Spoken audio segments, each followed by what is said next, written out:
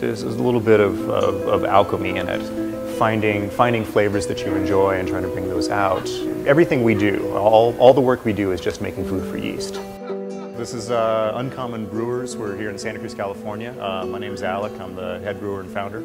Today we are filtering our beer. The beer is finished fermentation, so we will filter it first to help remove yeasts, other solids that can affect stability and flavor. And then after we're done filtering, we'll carbonate our beer and it'll be ready for packaging tomorrow. Yeah, we're not making the same beer that other people are making. You know, the market right now is dominated by IPAs, especially here on the West Coast. We don't make an IPA. There are 1,001 beautiful IPAs out in the market. So, I mean, why do another one? I mean, what I've got here, Siamese Twin was the beer I launched with, my flagship. It's a Belgian double brewed with lemongrass, kaffir, lime, and coriander. So there's literally nothing like it out there. We involve unique spices in all of our beers. We try to obviously get them to mesh with the style of ale we're producing. We don't want, again, that flavor to enhance the beer. It's fun. I mean, you can take the same recipe and just make a tiny little change. Use a different yeast strain, change the hop profile a little bit, and it's a wildly different beer. I want to say it's got a nutty taste. I don't really know. There's all those words that there's a specific vocabulary that people use, right, for describing like the flavor of wines and beers. I don't know what word is what, but I'll tell you what, this is some good beer. Again, we focus on Belgian style ales. The Belgians are known for putting a lot of different spices in their beers and really playing around with these unique flavors. We were basically self-distributing just here in the Bay Area, and a little bit of word had gotten out about us. So we actually use recyclable one-way kegs, European kegs. And so because of that, a couple of distributors overseas were looking for beer specifically in the key kegs. And that opened up some sales in Japan for us and some sales in Denmark. And then all of a sudden we're international. It's happened, especially in the last year, it's happened so quickly. It's a lot of fun to make.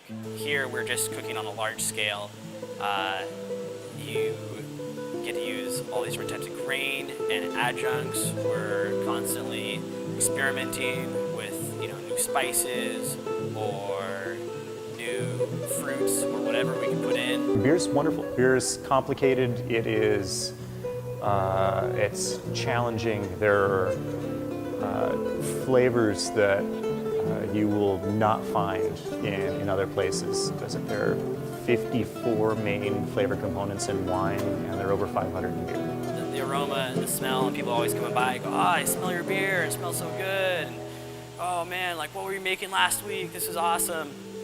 And then sometimes they also come by when the grain has been sitting outside for a couple days. They go, this reeks, what is this stuff? And you're like, chicken feet. The fun thing going on with the modern industry right now is that brewers have the confidence that the marketplace will reward experimentation. So what we're seeing here in the U.S. is sort of the leading edge of a brewing renaissance that's happening around the world. We make fantastic beer. The response is great. I mean, as we get more distribution, I'm running into people every day, just around town, across the country. I've met people who are from New York and said, I've had your beer, it's great. So the response is really good. Typically these days, between half to a quarter of each batch is already sold while it's still in the fermenter. We're just trying to chase and keep up with orders. I don't know, we got so many options. Let's see, we have a bacon beer that's about to be put into smaller packages along with a very high gravity 14.5% kind of out of any style American Special Bitter, and we're also going to make a non-alcoholic beer as well. So we are going all ends of the spectrum. That's probably the best part is when the light kicks on. It hits their palate and they stop and think, not trying to make the same beer that everyone else is making. So I do want a challenge. The Twin is a challenging beer, so are most of our others. If I can make someone think differently about what they're consuming and okay, well, maybe I'll try this. This is pretty good. Maybe I'll try something else different too. If I've done that, I think we're doing pretty good.